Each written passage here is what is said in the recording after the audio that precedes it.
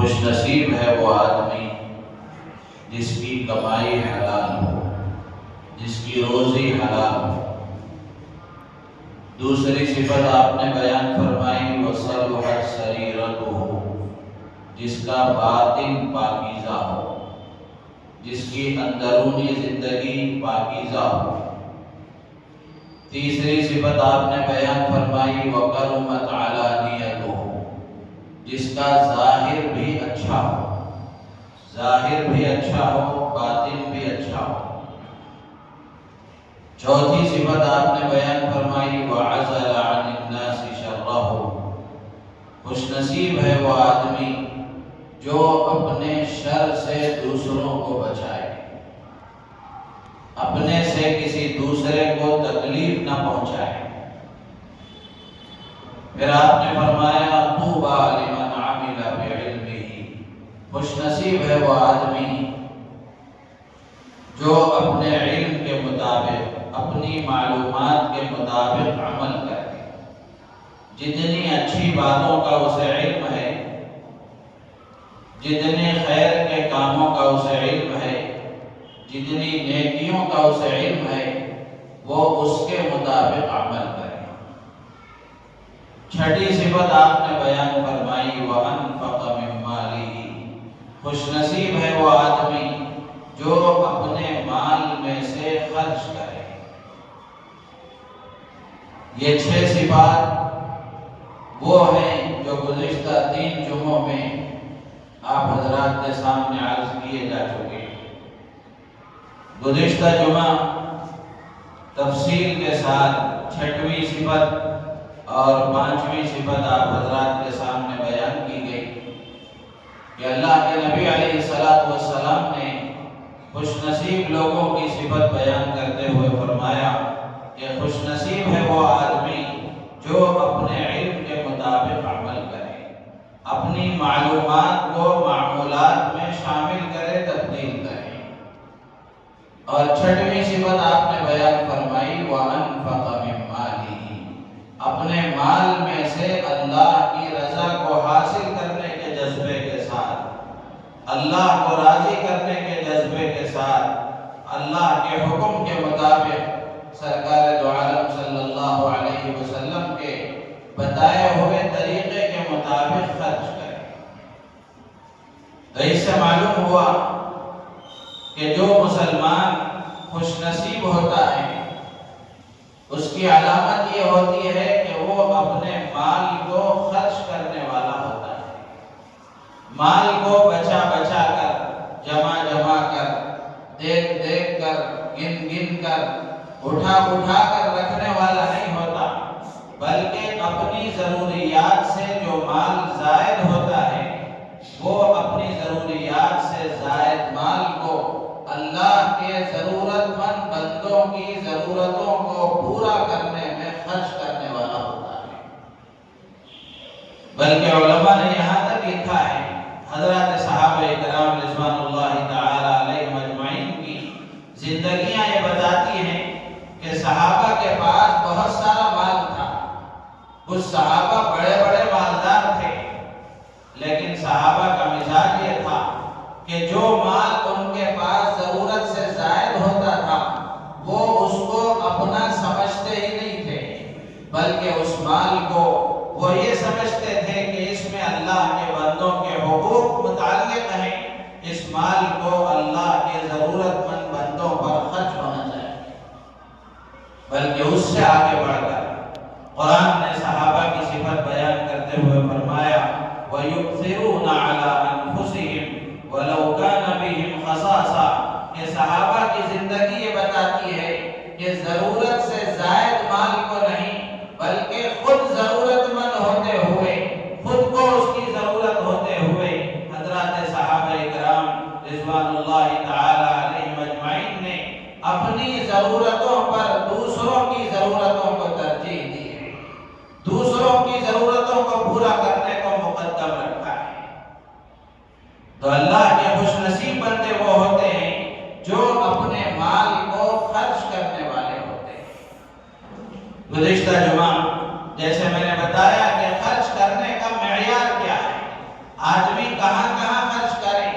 خرچ کرنے کا اسلامی تصور اور اسلامی طریقہ کیا ہے؟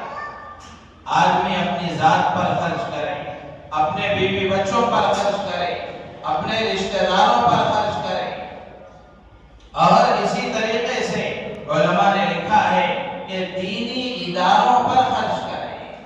دینی مدارس کو باقی رکھنے اور زندہ رکھنے کے لیے دینی مدارس پر خرچ کرے۔ دینی اداروں پر خرچ کرنا، دینی مدارس پر خرچ کرنا اور مساجد پر خرچ کرنا،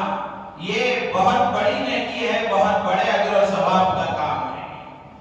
آدمی دینی اداروں پر خرچ کرتا ہے، دینی مدارس پر خرچ کرتا ہے، علماء نے لکھا ہے کہ اس کو دوہرا ثواب ملتا ہے، دوہرا اجر ملتا ہے، ڈبل ثواب ملتا ہے۔ ایک تو صدقے کا ثواب ملتا ہے اور دوسرا بقائے دین کا ثواب ملتا ہے۔ دین کو باقی رکھنے کے لیے، دین کو قائم رکھنے کے لیے، دین کو زندہ رکھنے کے لیے اور دین کی حفاظت کرنے کے لیے جو مدارس قائم ہیں، آدمی ان مدارس پر اپنا مال خرچ کرتا ہے اور ان مدارس پر اپنا مال لٹاتا اور لگاتا ہے تو اس کو اس کا بھی ثواب ملتا ہے کہ دین کو قائم رکھنے کے لیے اس نے گویا اپنا مال خرچ کیا۔ اس لیے کہ یہ حقیقت ہے اور یہ بات اپنی جگہ مسلم ہے کہ ہمارے ملک میں ہو کہ پوری دنیا میں ہو، دین کی صحیح شکل و صورت کو باقی رکھنے میں بنیادی کردار مدارس کا ہے، بنیادی کردار مدارس کا ہے۔ اگر یہ مدارس نہ ہوتے اور ان مدارس میں پڑھانے والے اساتذہ نہ ہوتے اور ان مدارس میں پڑھنے والے طلبہ نہ ہوتے اور ان مدارس سے فارغ ہونے والے علماء نہ ہوتے تو دین کی صحیح شکل و صورت باقی نہیں رہ سکتی۔ آپ پوری تاریخ پڑھ جائیں، جب بھی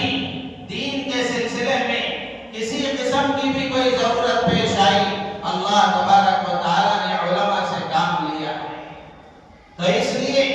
دینی اداروں پر خرچ کرنے کو مسلمان اپنی سعادت سمجھے، خوش نصیبی سمجھے اور اپنے مال کا ایک حصہ دینی اداروں پر خرچ کرنے کو اپنے لیے سعادت اور خوش نصیبی سمجھے،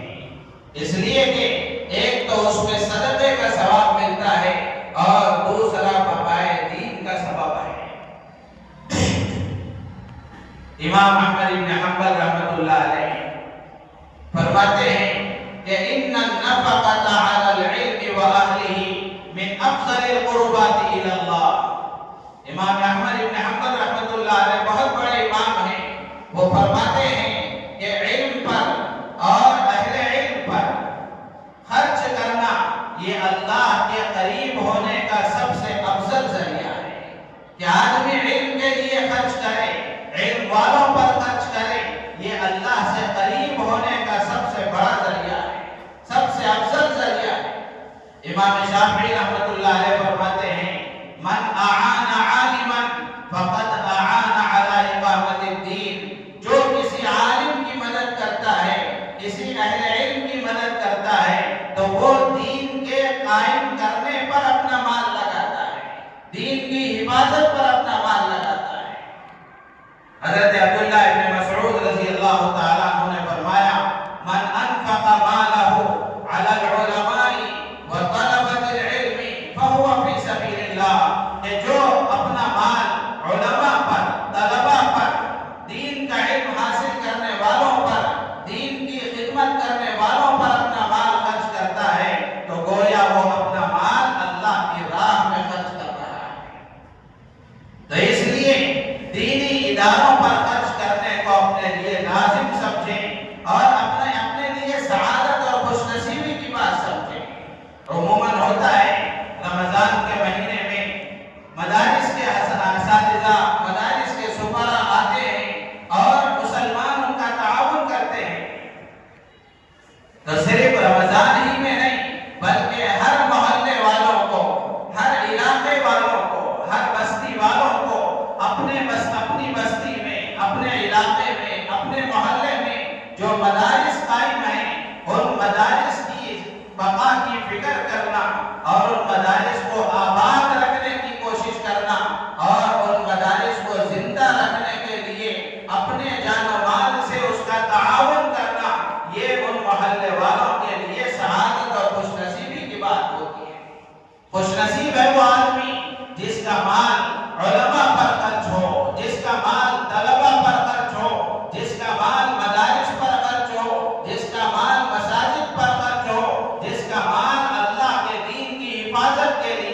اللہ کے دین کی اشاعت کے لیے اور اللہ کے دین کی اعانت کے لیے خرچ ہو، یہ خوش نصیبی کی بات ہے۔ تو اس لیے جہاں آدمی اپنے آپ پر خرچ کرتا ہے، اپنے بیوی بچوں پر خرچ کرتا ہے، اپنے رشتہ داروں پر خرچ کرتا ہے، وہی ضروری ہے اس کے لیے کہ وہ دینی اداروں پر بھی خرچ کرے۔ تو اس لیے اللہ کے نبی نے فرمایا کہ خوش نصیب ہے وہ آدمی جو من انفق من مالہ، کہ جو اپنے مال میں سے خرچ کرتا ہے۔ خرچ کرنے کا مزاج یہ اسلام نے مسلمان کا بنایا ہے۔ خرچ کرنے کا مزاج آدمی کے اندر ہونا چاہیے۔ اللہ کے نبی علیہ السلام نے اس کو خوش نصیب بتایا جو اپنے مال میں سے خرچ کرتا ہے۔ یہ چھٹویں صفت ہوئی۔ ساتویں صفت بیان کرتے ہوئے اللہ کے نبی علیہ السلام نے فرمایا وَأَمْسَكَ الْفَضْلَ مِنْ قَوْلِهِ۔ ساتویں صفت یہ ہے کہ خوش نصیب ہے وہ آدمی جو اپنی زبان کو غیر ضروری باتوں سے، بے فائدہ باتوں سے، غیر مفید باتوں سے، بے ضرورت باتوں سے اپنی زبان کو روکے۔ اپنی زبان سے کوئی غلط بات نہ نکالے، کوئی بے فائدہ بات نہ نکالے اور بے ضرورت اپنی زبان کا استعمال نہ کرے۔ اس لیے کہ زندگی جو اللہ نے دی ہے یہ بڑی قیمتی ہے۔ مسلمان کی یہ شان نہیں ہے کہ مسلمان لغو چیزوں میں، لغو باتوں میں، بیکار کاموں میں اور بیکار باتوں میں اپنا وقت ضائع کرے۔ یہ مسلمان کی شان نہیں ہے، بلکہ مسلمان اپنا لمحہ لمحہ بھی قیمتی بناتا ہے، اپنی دنیا کے قیمتی بنانے میں اور اپنی آخرت کے قیمتی بنانے میں اس کو استعمال کرتا ہے۔ یہ مسلمان کی شان ہرگز نہیں ہے کہ وہ بے فائدہ کاموں میں لگ جائے، بے ضرورت کاموں میں لگ جائے اور لایعنی باتوں میں اپنے آپ کو لگائے۔ اللہ کے نبی علیہ السلام نے حدیث میں ارشاد فرمایا من حسن اسلام المرء ترکہ ما لا یعنی، کہ آدمی کے اسلام کی خوبصورتی یہ ہے کہ آدمی لا یعنی سے اپنے آپ کو دور رکھے، بے فائدہ چیزوں سے، بے فائدہ کاموں سے، بے فائدہ باتوں سے اپنے آپ کو دور رکھے۔ ایک اور روایت میں اللہ کے نبی علیہ السلام نے صاف الفاظ میں فرمایا من کان یؤمن باللہ والیوم الآخر فلیقل خیرا او لیصمت، کہ جو آدمی اللہ پر ایمان رکھتا ہے، آخرت کے دن پر ایمان رکھتا ہے، اس کو چاہیے یا تو خیر کی بات کہے یا پھر خاموش رہے، یا تو خیر کی بات کہے، بھلائی کی بات کہے، فائدے کی بات کہے یا پھر خاموش رہے۔ تو اس میں اللہ کے نبی علیہ السلام نے اشارہ دیا اس بات کی طرف کہ ایمان والے کی علامت یہ ہے کہ جو سچا ایمان والا ہوتا ہے، مضبوط ایمان والا ہوتا ہے، حقیقی ایمان والا ہوتا ہے، وہ اپنی زبان کا غلط استعمال نہیں کرتا، بے فائدہ باتوں میں اپنی زبان کو نہیں لگاتا اور بے ضرورت باتیں اس کی زبان سے نہیں نکلتی۔ من کان یؤمن باللہ والیوم الآخر، یہ ایمان کی گویا علامت اور نشانی بتائی گئی کہ آدمی کا ایمان اگر مضبوط ہے اور آدمی کا ایمان اگر حقیقی ہے تو اس کی علامت یہ ہوتی ہے کہ اس کی زبان سے یا تو بھلائی کی بات نکلتی ہے یا پھر وہ خاموش رہتا ہے۔ دوسری روایت میں اللہ کے نبی علیہ السلام نے وضاحت کے ساتھ فرمایا من صمت نجا، جو خاموش رہا وہ نجات پا لیا۔ جہاں کہنا ہے وہاں آدمی کہے اور غیر ضروری چیزوں پر بولنے سے اور غیر ضروری کاموں میں اپنے آپ کو لگانے سے جو آدمی بچ جاتا ہے وہ نجات پا لیتا ہے۔ اسی لیے لقمان حکیم نے اپنے بیٹے کو نصیحت کرتے ہوئے فرمایا تھا یا بنی ان کان الکلام من فضة فإن السکوت من ذهب۔ لقمان حکیم نے اپنے بیٹے کو نصیحت کرتے ہوئے فرمایا کہ بیٹا اگر بولنا، بات کرنا جانتی ہے تو خاموش رہنا سونا ہے۔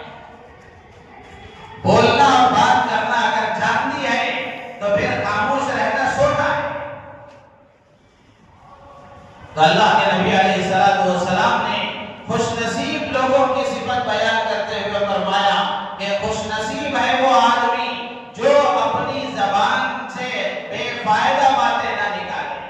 جو اپنی زبان کو بے ضرورت باتوں میں نہ لگائے۔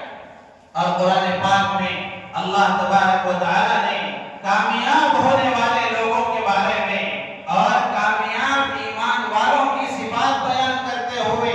اللہ تعالیٰ نے سورہ مومنون میں 18ویں پارے میں اللہ نے ارشاد فرمایا والذین هم عن اللغو معرضون، کہ کامیاب ہو گئے وہ مسلمان، فلاح پا گئے وہ ایمان والے جو لغو باتوں سے، لغو کاموں سے اعراض کرتے ہیں۔ لغو کسے کہتے ہیں؟ والذین هم عن اللغو معرضون، مفسرین نے لکھا ہے لغو کہتے ہیں ایسے کام کو اور ایسی بات کو جو بے فائدہ، عبث، لا حاصل ہو، جس کا کوئی فائدہ نہیں، دنیاوی کوئی فائدہ نہیں، اخروی کوئی فائدہ نہیں، ایسی چیزوں میں اپنے آپ کو لگانا یہ لغو کہلاتا ہے۔ تو اللہ تعالیٰ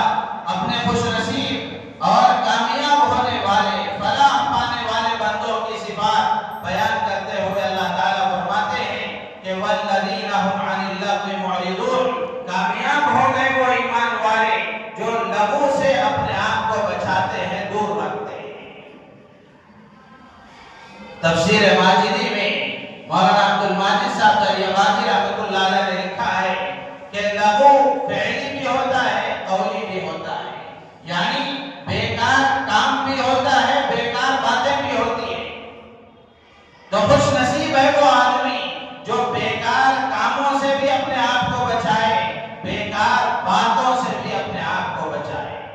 اس لیے کہ جو زندگی اللہ نے دی ہے اس کا لمحہ لمحہ قیمتی ہے۔ مسلمان کے لیے اس بات کی کہیں گنجائش نہیں ہے کہ مسلمان اپنے آپ کو بے فائدہ چیزوں میں لگائے۔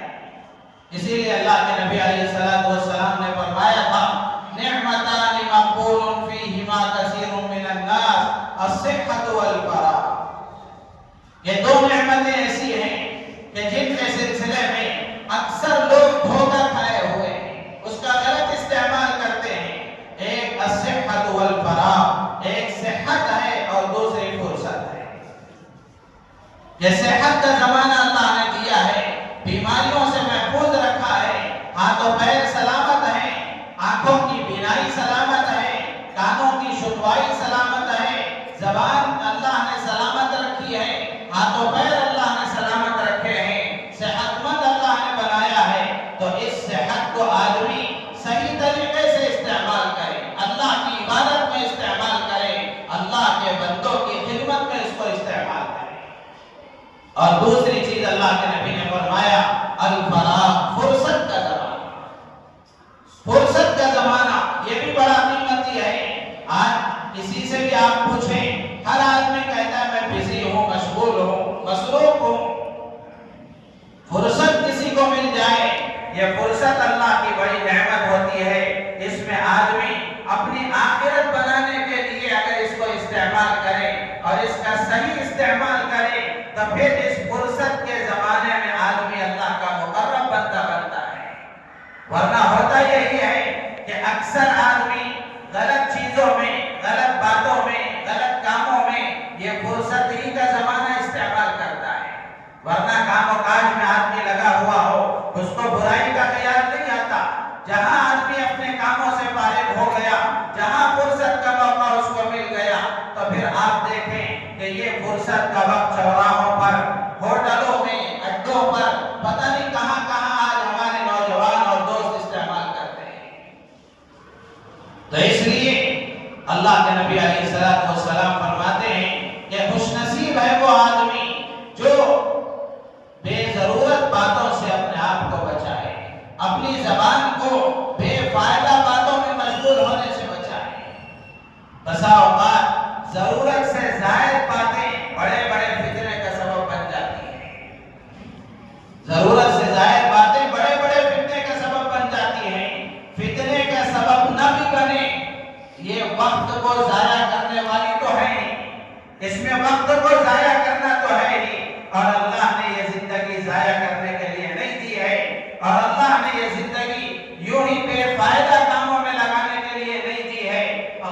تبارک و تعالیٰ نے قرآن پاک میں ایسا وقت ضائع کرنے والوں سے خطاب کرتے ہوئے اور اپنی زندگی کو بے فائدہ کاموں میں، بے فائدہ باتوں میں لگانے والوں سے خطاب کرتے ہوئے اللہ نے فرمایا افحسبتم انما خلقناکم عبثا وانکم الینا لا ترجعون، کیا تم نے یہ سمجھ لیا ہے کہ ہم نے تمہیں یوں ہی بے فائدہ اور بیکار پیدا کر دیا اور پھر واپس تمہیں لوٹ کر ہمارے پاس آنا نہیں ہے؟ اللہ تعالیٰ نے خطاب کرتے ہوئے فرمایا افحسبتم انما خلقناکم عبثا، کیا تم نے یوں سمجھ لیا ہے کہ تمہارے پیدا کرنے کا کوئی مقصد نہیں ہے، بلکہ اسی طرح تم زندگی گزارتے رہو، صبح ہو رہی ہے، شام ہو رہی ہے، عمر یوں ہی تمام ہو رہی ہے؟ ایسا نہیں ہے، بلکہ اللہ نے ایک مقصد زندگی دے کر ہمیں بھیجا ہے اور ایک مقصد کے تحت ہمیں زندگی گزارنے کا یہاں مکلف بنایا ہے۔ تو ہماری ذمہ داری ہے کہ ہم اپنے آپ کو غیر ضروری باتوں سے، غیر ضروری کاموں سے اپنے آپ کو دور رکھیں۔ غیر ضروری باتیں اور غیر ضروری کام کیا ہے؟ موجودہ زمانے میں اس کی کیا شکل ہے کہ آدمی بے فائدہ باتوں میں لگ جائے اور غیر ضروری کاموں میں لگ جائے؟ علماء نے لکھا ہے کہ لا یعنی اور بے فائدہ اور غلط کاموں میں لگنے کی ایک شکل یہ ہے کہ آدمی غیبت میں اپنے آپ کو لگائے، اپنا وقت غیبت میں لگائے، دوسروں کی برائیاں بیان کرنے میں، پیٹھ پیچھے ان کی برائیاں بیان کرنے میں لگائے۔ اللہ کے نبی علیہ السلام نے غیبت کی بڑی سخت وعیدیں بیان فرمائی ہیں، اور قرآن میں اللہ نے اس کی وعیدیں بیان فرمائی ہیں، وہ ہم سب کو معلوم ہے، لیکن اس کے باوجود بھی ہماری زندگیاں اور ہمارے اوقات غیبتوں میں استعمال ہو رہے ہیں۔ خوش نصیب ہے وہ مسلمان جو اپنی زبان کو غیبتوں سے بچائے۔ حضرت عبداللہ ابن عمر رضی اللہ تعالیٰ عنہما بہت بڑے صحابی ہیں، حضرت عمر فاروق رضی اللہ تعالیٰ عنہ کے صاحبزادے، جن کو صحابہ میں محی السنہ کہا جاتا ہے، کہ اللہ کے نبی علیہ السلام کی ایک ایک ادا پر اور ایک ایک سنت پر عمل کرنے والے، ویسے سارے صحابہ سنت پر عمل کرنے والے ہیں، لیکن اللہ کے نبی علیہ السلام کی ایک ایک ادا پر عمل کرنے والے حضرت عبداللہ ابن عمر رضی اللہ تعالیٰ عنہ، جن کو اس سلسلے میں خصوصی امتیاز حاصل ہے، ان سے کسی نے پوچھا کہ کیا بات ہے کہ آپ کبھی کسی کے بارے میں کچھ برا نہیں بولتے، کسی کی کوئی برائی اپنی زبان سے نہیں نکالتے؟ تو حضرت عبداللہ ابن عمر رضی اللہ تعالیٰ عنہ نے فرمایا کہ لِأَنَّنِي تَعَلَّمْتُ مِن رَسُولِ اللَّهِ صلی اللہ علیہ وسلم من كان يؤمن بالله واليوم الآخر فليقل خيرا أو ليصمت۔ تو حضرت عبداللہ ابن عمر رضی اللہ تعالیٰ عنہ نے بیان کرتے ہوئے اور اس سائل اور سوال کرنے والے کا جواب دیتے ہوئے فرمایا کہ میں اپنی زبان کو دوسروں کے عیوب بیان کرنے سے اور دوسروں کی غیبتوں میں اپنے آپ کو لگانے سے اس لیے اپنے آپ کو بچاتا ہوں، اس لیے کہ میں نے رسول اللہ صلی اللہ علیہ وسلم سے سنا ہے، اللہ کے نبی نے فرمایا کہ جو اللہ پر اور آخرت کے دن پر ایمان رکھتا ہے، یعنی جو سچا پکا اور حقیقی مسلمان ہوتا ہے، وہ زبان سے یا تو بھلی بات کہتا ہے یا خاموش رہتا ہے۔ وہ اپنی آخرت تباہ نہیں کرتا، وہ اپنے اعمال کو تباہ نہیں کرتا، وہ اپنی زندگی کو ضائع نہیں کرتا، بلکہ وہ یا تو زبان سے بھلی بات کہتا ہے یا پھر خاموش رہتا ہے۔ اس لیے میں کسی کا عیب نہیں بیان کرتا۔ تو میرے عزیز و دوست و بزرگوں، ہماری ذمہ داری ہے کہ ہم اپنے بارے میں سوچیں، ہم اپنے بارے میں سوچیں، ہر آدمی اپنے بارے میں سوچے کہ میرا وقت کس طرح گزر رہا ہے، میں اپنے آپ کو کن باتوں میں، کن کاموں میں لگا رہا ہوں۔ حضرت علی رضی اللہ تعالیٰ عنہ سے کسی نے پوچھا کہ عقل مند کون ہے؟ عقل مند کون ہے؟ حضرت علی رضی اللہ تعالیٰ عنہ کے ملفوظات اور آپ کے اقوال بڑے حکمت پر مبنی ہوتے ہیں۔ تو حضرت علی رضی اللہ تعالیٰ عنہ نے فرمایا العاقل من کان کلامہ قلیل وعملہ کثیر۔ حضرت علی رضی اللہ تعالیٰ عنہ فرماتے ہیں کہ عقل مند وہ ہے عقل مند وہ ہے جس کی باتیں کم ہو، جو بولتا کم ہو اور اس کا عمل زیادہ ہو، یعنی 24 گھنٹے کی زندگی میں وہ اپنی زبان سے ضروری باتوں میں وہ اپنی زبان کا استعمال کرے، اس کے علاوہ جو وقت اس کو ملے وہ وقت وہ عمل میں لگائے، عمل میں اپنے وقت کا استعمال کرے۔ لیکن میرے عزیز و دوست بزرگوں، آج ٹائم پاس کے لیے، وقت گزاری کے لیے ہمارے پاس صرف یہی مشغلہ رہ گیا ہے کہ ہم بیکار باتوں میں، کسی کی غیبتوں میں اپنا وقت لگائیں۔ اللہ کے نبی فرماتے ہیں کہ خوش نصیب ہے وہ آدمی جو اپنی زبان کو بے فائدہ باتوں سے روکے، بے فائدہ باتوں سے روکے۔ تو اس لیے ہم سب کی ذمہ داری ہے کہ یہ جو 7 صفات اللہ کے نبی علیہ السلام نے بیان فرمائی، ان 7 صفات کو ہم اپنے اندر پیدا کریں۔ پہلی صفت اللہ کے نبی نے بیان فرمائی کہ روزی حلال ہو۔ خوش نصیب ہے وہ آدمی جس کی کمائی اور روزی حلال ہو۔ ہم میں سے ہر ایک کو اس بات کی فکر کرنی چاہیے، کوشش کرنی چاہیے کہ ہماری روزی اور کمائی پاکیزہ اور حلال ہو۔ وَصَلُحَتْ سَرِيرَتُهُ، دوسری صفت اللہ کے نبی نے فرمایا کہ جس کا باطن پاکیزہ ہو، اندرونی زندگی پاکیزہ ہو، تنہائی کی زندگی پاکیزہ ہو۔ وَقَرُبَتْ عَلَانِيَتُهُ، تیسری صفت آپ نے بیان فرمائی کہ اس کا ظاہر بھی اچھا ہو، بیرونی زندگی، لوگوں کے ساتھ کی زندگی وہ بھی صحیح ہو، اور اس کا جسم، اس کی شکل، اس کا لباس، اس کا اٹھنا بیٹھنا یہ بھی سنت کے مطابق ہو۔